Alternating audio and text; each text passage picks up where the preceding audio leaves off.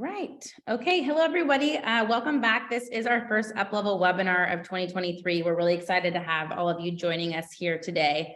Today, we're going to be discussing how industry-leading programs are adding value through new and different briefing and engagement types. So you'll hear our panelists take on how the industry will keep evolving and what we might be seeing in the future. So we're excited to say that we have a remarkable lineup of industry panelists today, kicking off our first webinar of the year. So I'm eager today to introduce to you our co-host and our panelists for this morning's discussion. So helping me today, we have John Hyman. He was a former director of Sprint's award-winning briefing program, a prior ABPM advisory board member, and he's currently working as a consultant with EBP Consulting. He specializes in EBP strategy, operations, and measurement. So John, thank you so much for being here. If you wouldn't mind introducing yourself and letting everybody know a little bit about you, we'd love to hear. Hello, everyone, and I appreciate the opportunity to co-host this panel. I had spent years developing the Sprint briefing program and learned a lot, and I'm ready to share that with other people. I am from Kansas City. Go Chiefs. I hope you all will be cheering on the Chiefs this, what is it, in 10 days in the Super Bowl. We're really excited to go back. And that's about it. Awesome. Well, thank you. Thank you so much for being here. So I'd now like to introduce to you our two panelists. I know that I'm eager to hear their different perspectives and learn more about what they're doing. So with that said, I'd like to introduce them. Joining us today, we have Wesley Connor. She's the Senior Manager Brand Experience from the NCR Brand Experience team. So Wesley, thank you so much for being here. If you wouldn't mind introducing yourself, we'd love to hear. Wonderful. Thank you so much for having me, Alessandra. I'm very excited about this opportunity today. I'm going to start by telling you a little bit about NCR and our program, and then I'm really looking forward to diving in here today. So to kick this off, NCR is a leader in transforming, connecting, and running technology platforms for self-directed banking, stores, and restaurants. We are headquartered in Atlanta, Georgia, with 38,000 employees globally. We give our clients strategic insights to innovate faster, platform infrastructure for seamless connections, and end-to-end support they need for operations and beyond, so they can focus on what they do best, which is connecting with customers. So I lead our brand experience team, and we are responsible for hosting customers and managing guest experience at our customer experience centers, which are located in Atlanta, Belgrade, Serbia, and Dundee, Scotland.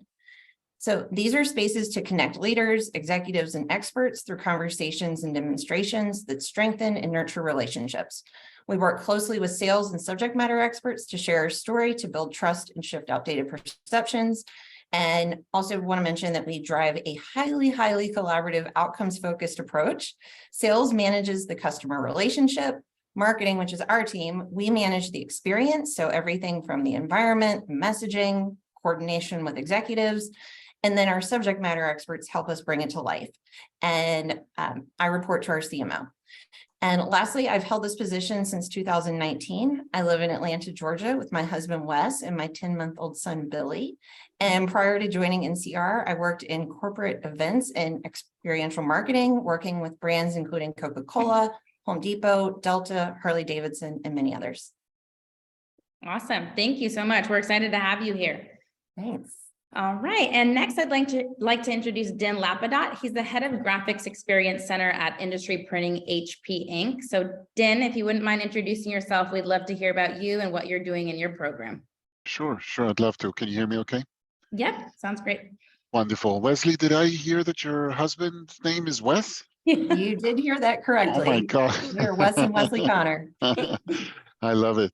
So thank you so much, Alessandra, for inviting me over. I'm super excited to be able to share some of our experience at the Graphics Experience Center, HP. Many people know HP for the line of computing products that we have, the line of printing products that we have. We are within the print division. We focus on industrial printing, and so we focus on manufacturing the top digital presses. We don't call them printers anymore. They're truly digital presses, average selling price of about $500,000 to around 15 million. These are used by print service providers all over the world with machines that can print 10,000 pages a minute. Okay, and so very much a capital investment type of product.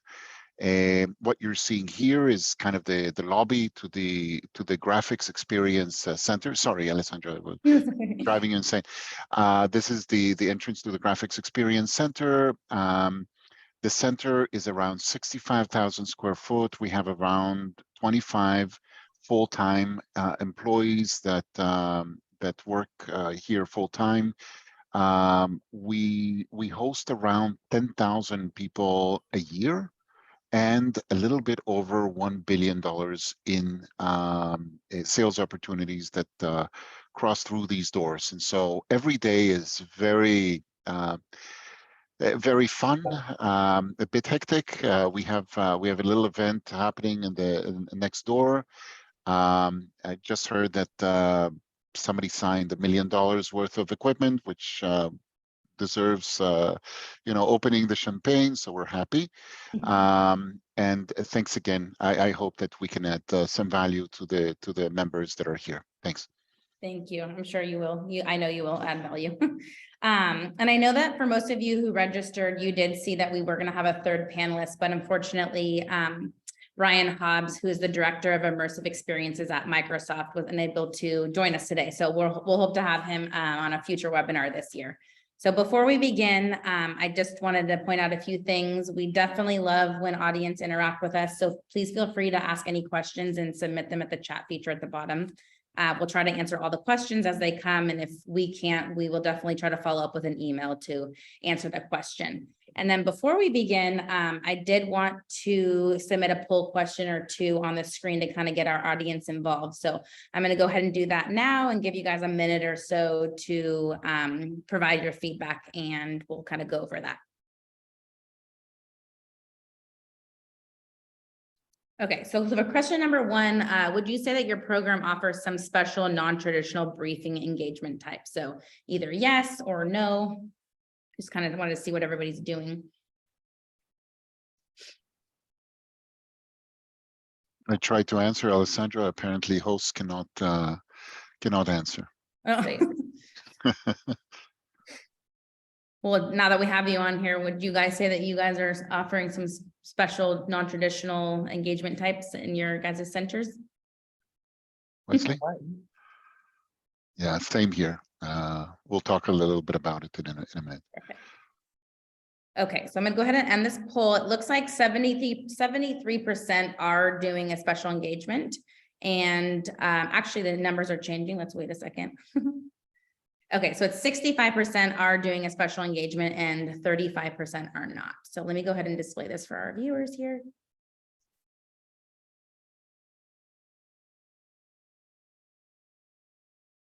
Perfect. And then let's go ahead and submit our second poll question here.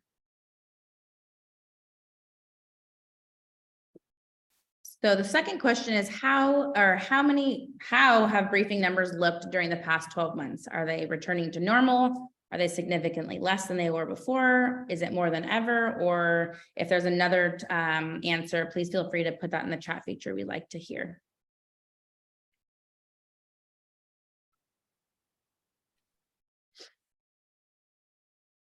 So right now it looks like 25% have returned to normal, 33% significantly less, 22% more than ever, and then the other percent, let's see if anyone's added in the chat feature. No. I'll give it another 10 seconds and I'll close this poll. Sure. So from our side, I would fall into that 22% more than ever. Really, Okay. it's Wow. getting insane. Really? Great. Okay, I'm gonna go ahead and end this. Let's see here. So as you guys can see on here, so 27% return to normal, 45% significantly less, 18% more than ever, and then other, and I think we do have a response. So we have Sid from Miro. He's only opened for seven months ago. So thanks, Sid, for providing that.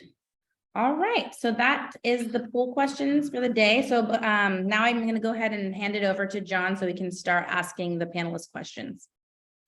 Thank you, Alessandria. Let's start with this question, Wesley. What new or unique engagement or briefing type is your program leveraging, and what led you to this alternative approach? Well, John, we operate immersive engagements focused on outcomes. So I want to give you a little bit of background here. So pre-pandemic, we hosted customers in a space on our campus called the Customer Experience Center on the ground floor of our global headquarters.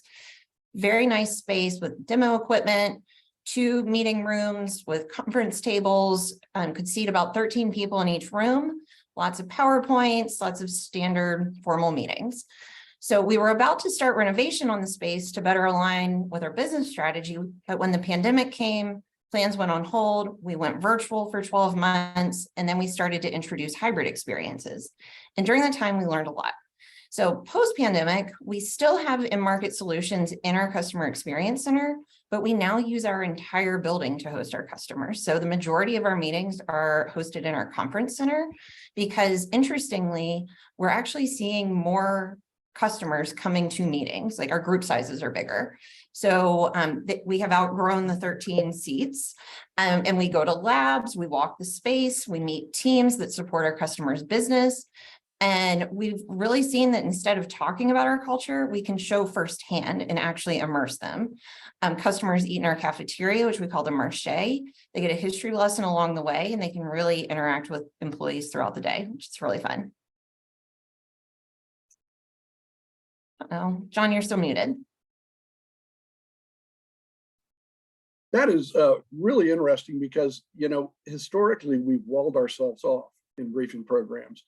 And we ensured that there was no interaction between the employees, the random employee who walks by, and the customers. Did that give you any trepidation? Were you concerned about that? And if so, how did you address that with the employee base?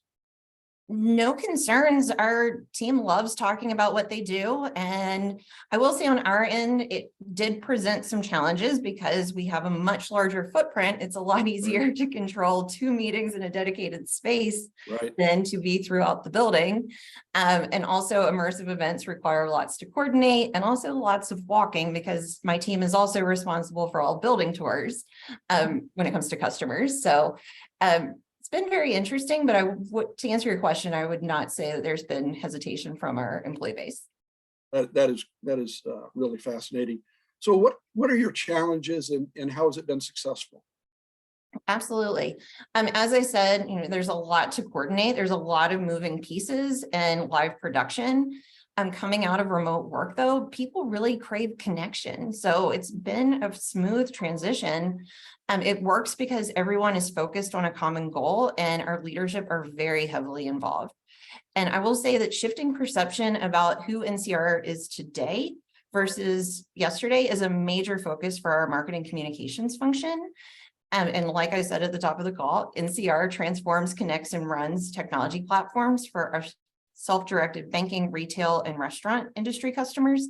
So by showcasing these solutions and introducing teams throughout our campuses in Atlanta, Belgrade, and Dundee, we are able to really show that NCR does more than what may have been perceived prior to the visit.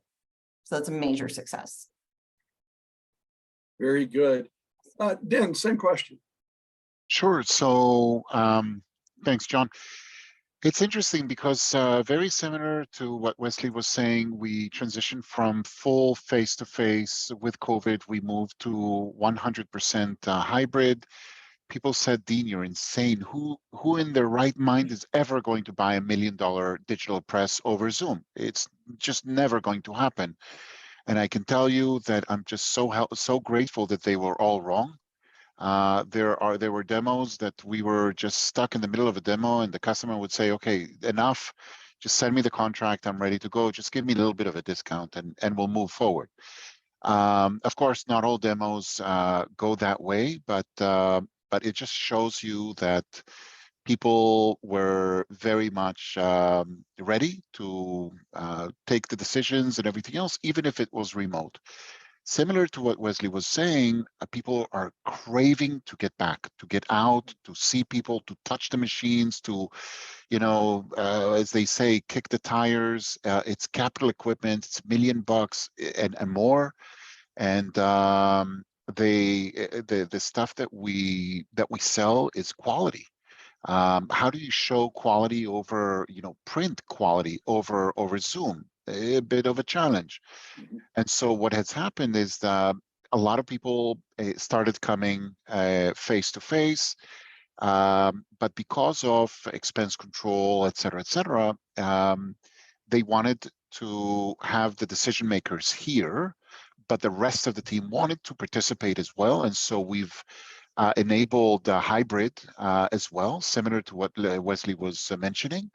We have, we're also here in Atlanta.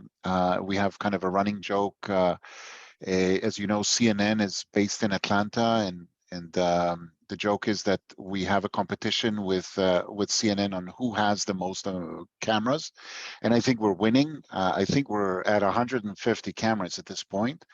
So you can actually see the machine from every angle, from every aspect. I mean, stuff that you cannot even see when you're here. There are cameras inside the machine. And so a lot of the conversations that we're having is having the decision makers here and having the rest of the team connect remotely. And it's pretty incredible how smooth everything runs, and people are asking questions, and can you go over to that camera? Can we look at that again? And it just helps the decision makers get a much better understanding of what it is that they're looking for, because their whole team, their operations managers, the marketing managers, everybody that needs to be part of that decision is right there. So lots of these unconventional type of sessions going on.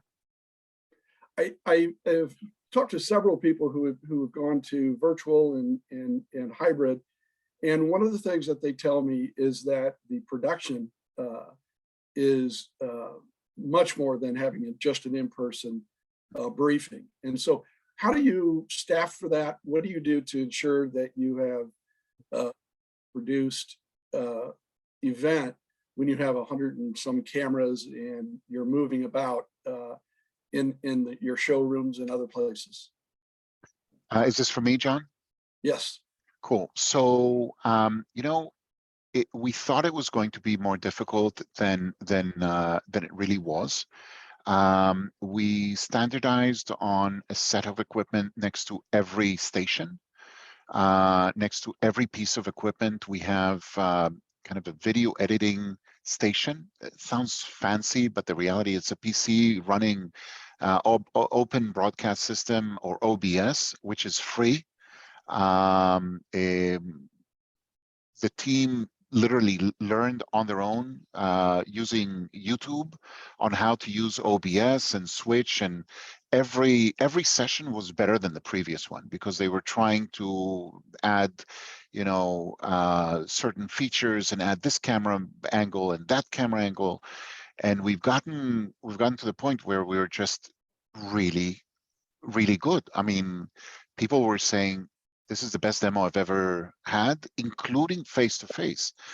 At one point, once we started going to have these webinars and events, then we realized that we needed somebody a little bit more specialized.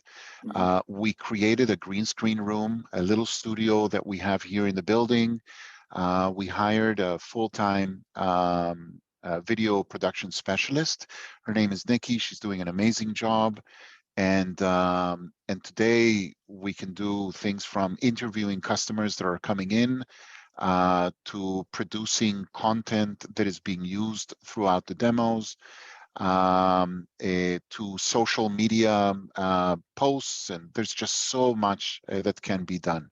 And so it may sound more difficult than it is. It really is pretty straightforward. Yeah, sounds like a much richer experience. It is. It is. Listen, some of these sessions in the US, we're averaging around 2.5 hours. Dealing with Latin America, our customers love to take their time. It's 4 hours on average. And so to keep people's focus 4 hours on a Zoom session, it really has to be interactive. It has to be interesting. And so we call it the production value has to be there. And so there's a lot of thinking, but it's more along the lines of the creative part and thinking about the customer than the technical aspect. The technical aspect is almost a no issue.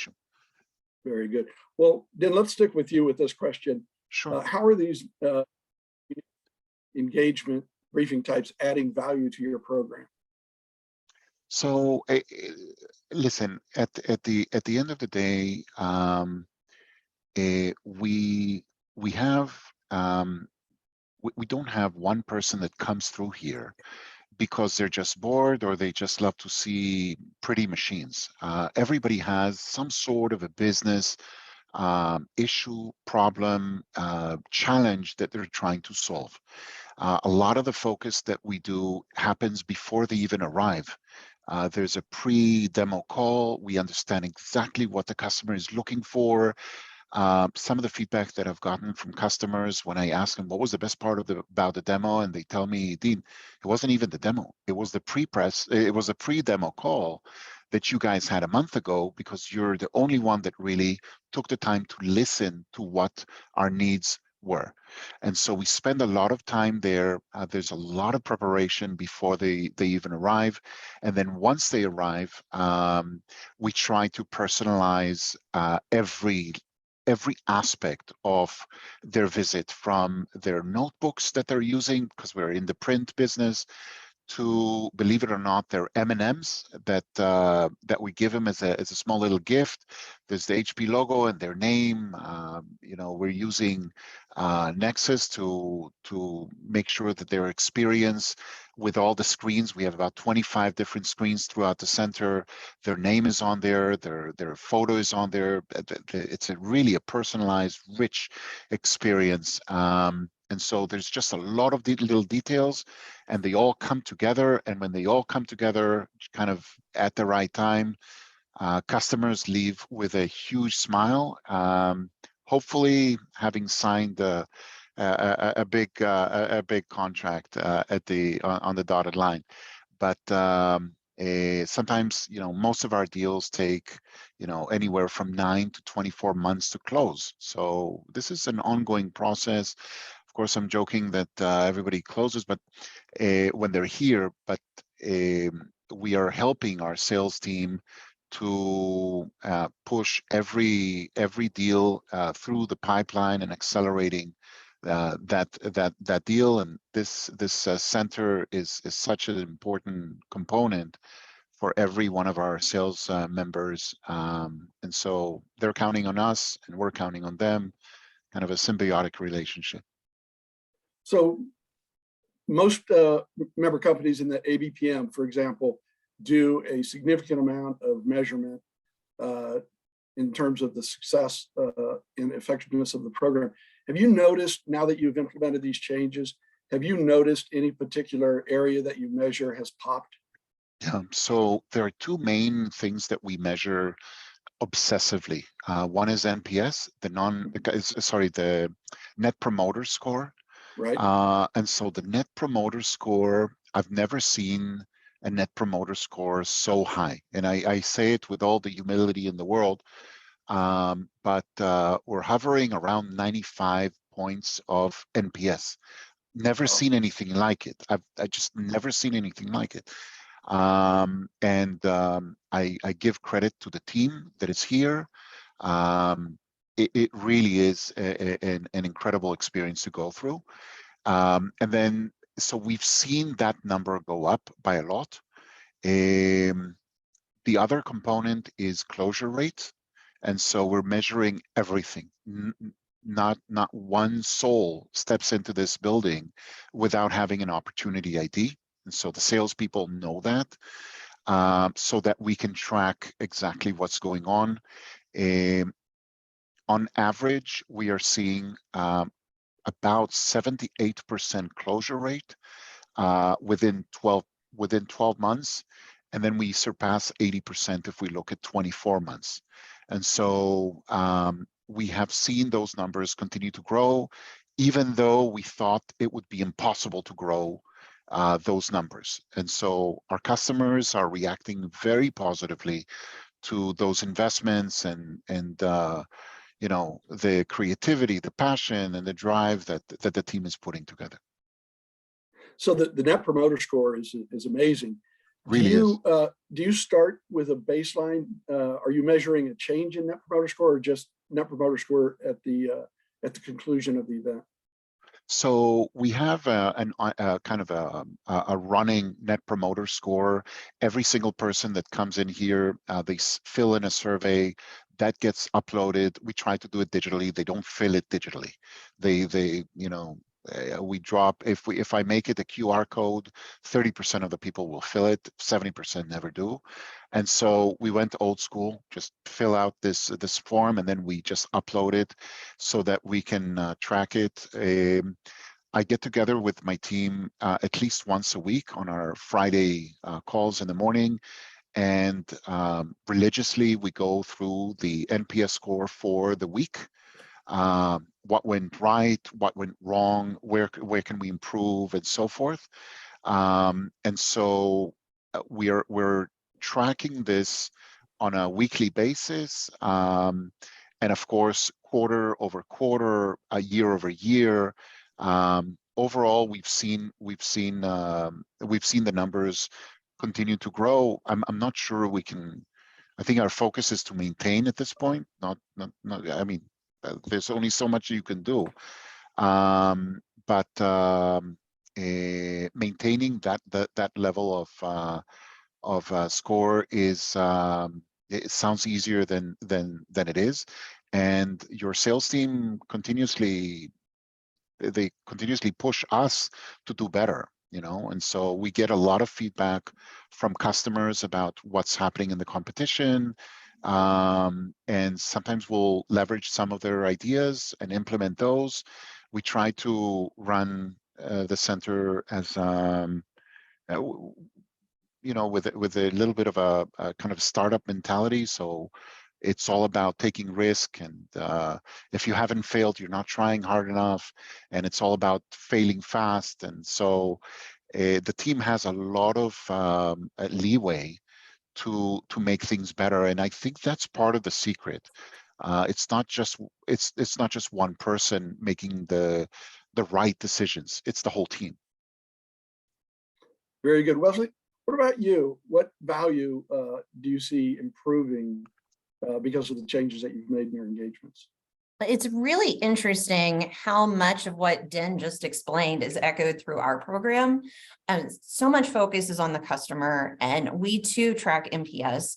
So as a program, our NPS is 86 based on coming out of this experience, would you recommend it? However, at NCR, customer centricity is a major facet of NCR's business strategy. So in our lobby, there is a quote from our founder, John Patterson, on the wall that says, treat every customer like they're your only customer. And that's what we do. So our commitment is very evident. Give me 1 second. So taking everyone through the building, showing the experience. So there's 2 ways that NCR really measures. So one, company-wide, we are very committed to Net Promoter Score, just as a company, not just our program. So in 2020, NCR had a Net Promoter Score of 36, which is in the good range, over 30. But in 2022, it was 52, which is excellent, and a 16-point jump, really putting us in the excellent range. So very excited about that. But then specifically to our customer experience team, we ask customers what comes to mind when they hear NCR at the beginning and then at the end of their visit. And because our goal is to shift perception or maintain positive perception in 100% of engagements, which is what we've done since I came into the program, since 2019. So at the beginning of this, we used to hear things like ATM, hardware, legacy at the beginning. And then at the end, we would hear, had no idea you did fill in the blank at the end. So that was always fun. But today we're seeing even deeper feedback. They flashed up on the screen for a minute, but we hear things like partnership, support, stability, the people behind the organization, stronger commitment to our success as a partner. One of my favorites, we see a shift in how conversations with Mike Hayford, our CEO 2.5 years ago, have actually come to life. So it's really fun and exciting to see how this new approach is really impacting our customers on a day-to-day. And you're measuring it too, which I love. Yes. So let's stay with you, Wesley. What trends are you seeing, not only at NCR, but perhaps you're observing with other programs? What trends are you seeing, in addition to what you're talking about that you've or that you see in the future? So something that we've talked about today, general themes that I'm seeing are meetings are coming back face to face. So speaking from personal experience, in 2021, we ran 85% virtual meetings and 15% physical. 2022, it flipped. So last year we were 87% physical and 13% virtual. We have hybrid capabilities and can remote in participants as we need. However, we just feel that meetings are so much more impactful when teams are together and can tour our space and really meet our teams. So that's a major trend that I'm seeing. Plus, with our focus and the immersive environment, it offers deeper connection and exposure to our company. So one thing that's really fun to do with customers on Thursdays, actually going in about an hour or so, on Thursdays, our executive team hosts Fun Thursday Happy Hour from 4 to 6 p.m. And our leadership team serves as bartenders and chats with employees. These are our most popular day for our visits. And you really can't get that experience through a screen. Right. So, right. Okay, so 2 years from now, 2025. 2025. What is your vision? What do you see happening from an experience perspective? What would you like to see happen? Yep. I think that there will be more options for producing effective hybrid experiences. So today, having some people in the room with others teleconferencing on a screen, it provides information to customers as well as prospects, but it offers unique experiences and unique challenges. Participants in the room miss light conversation, jokes, and really miss that connection. There might be technology glitches from faulty headsets or unannounced visitors. So in my view, in 2025, as technology evolves, I see more options to meet customers to deliver on their desired outcomes through both virtual and in-person avenues. And I'm really looking forward to it. Oh yeah, I would be too. Dan, what about you? What trends are you seeing and what do you see in a couple of years? Yeah, so if you allow me, let me just give you a little bit of a sense of this printing world.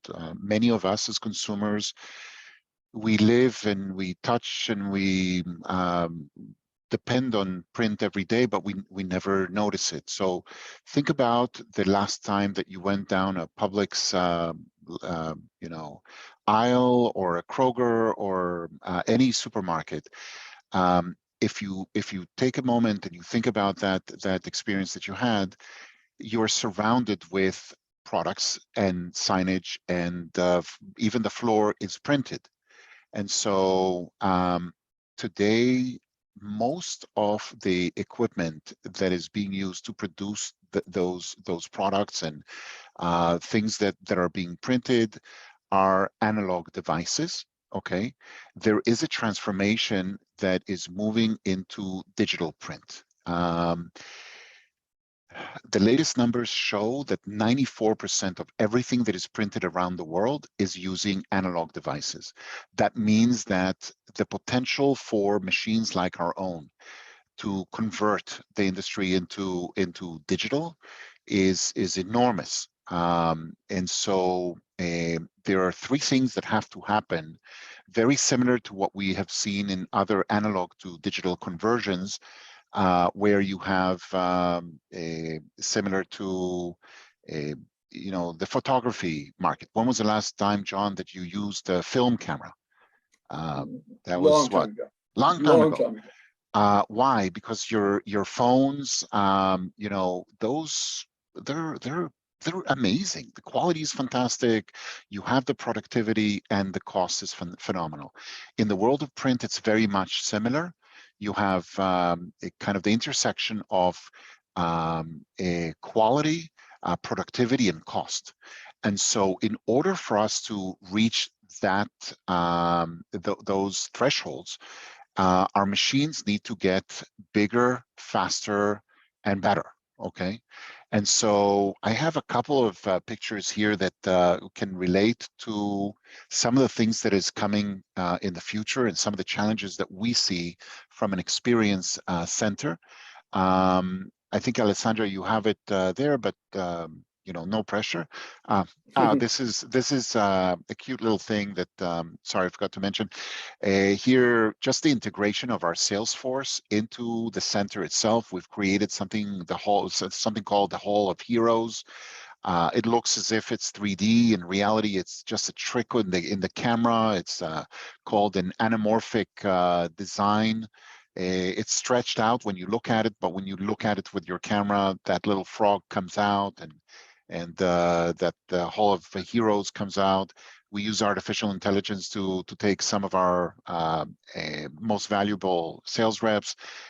We asked them to give us their favorite superhero, and we've kind of embedded their image using, you know, some of the tools that are out there using artificial intelligence. Scott, on the upper right corner, when we asked him to give us his superhero, he said his mom.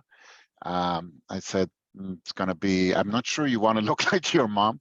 And so could you give me another superhero? And so he said, I think it was Flash. And so using print in this way really enhances the experience, and a lot of the customers are asking what's going on. So I see a lot of this is going to continue. Now, one of the things that I was alluding to before, you can start to see the machines that we have on the lower left corner, on the left corner, on the upper left corner. Those are the type of machines that that we're talking about. Some of the newer machines that we're looking at, I know it's kind of hard to understand the scale of this thing, but if you just look at the number of steps that you have there, you need to go up 3 flights of stairs in order for you to get to the top of that machine, and that machine will continue like a quarter of a football field.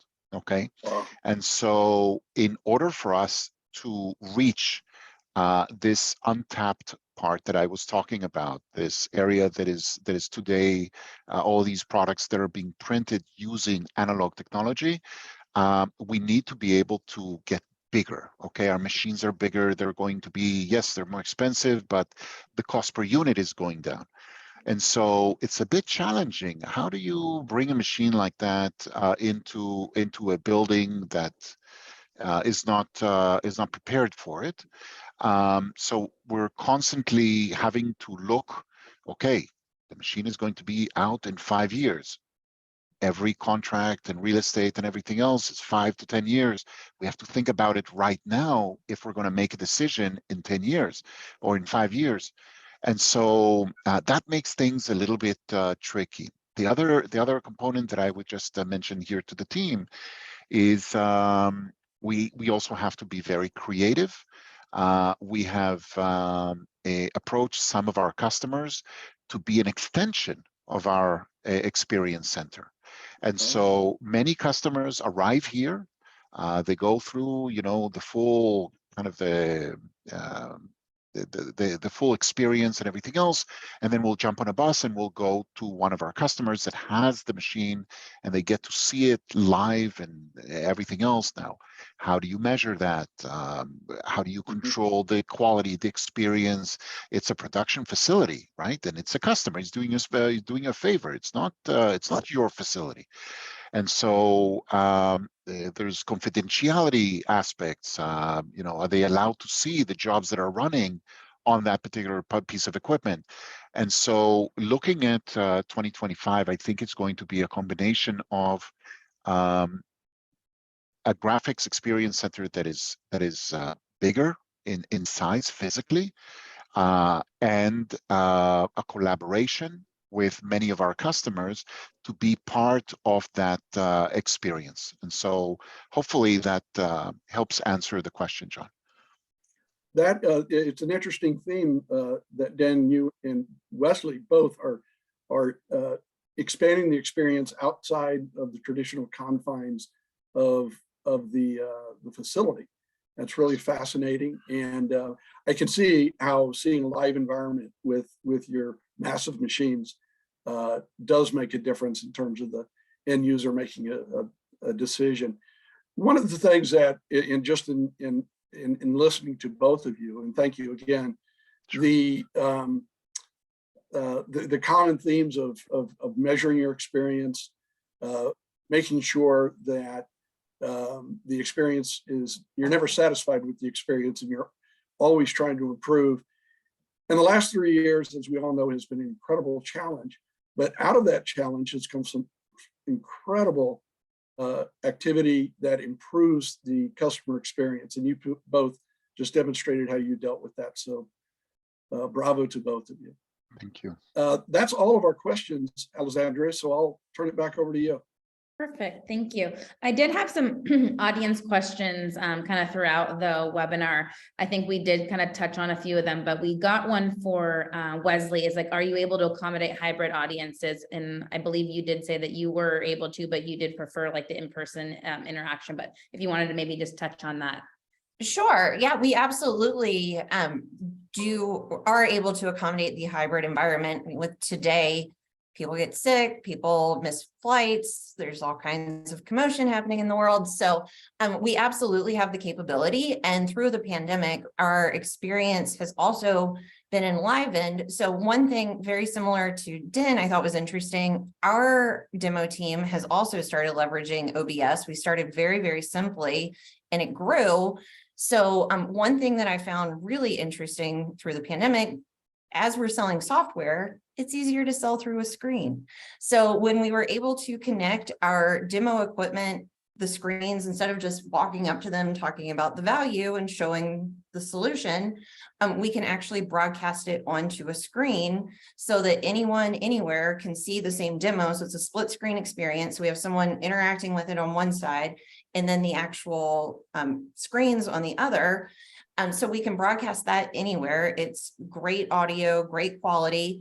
And then also coming out of the pandemic, we've installed a 98-inch screen behind the demo equipment. So teams no longer, if they are in person, need to crowd around and say, oh, let me see what that looks like. But instead it's live and on the wall. So to answer the question, yes, we absolutely do accommodate hybrid. However, my point is that I feel that we're getting deeper connection as we're back face to face and sharing the same experience. Awesome. Thank you. And then I have one for Din. It's kind of that this question, they love how involved your customers are in the experience, and says, so can you have their operational printer within your center? So what we do is actually the opposite. We take customers to our customers' sites.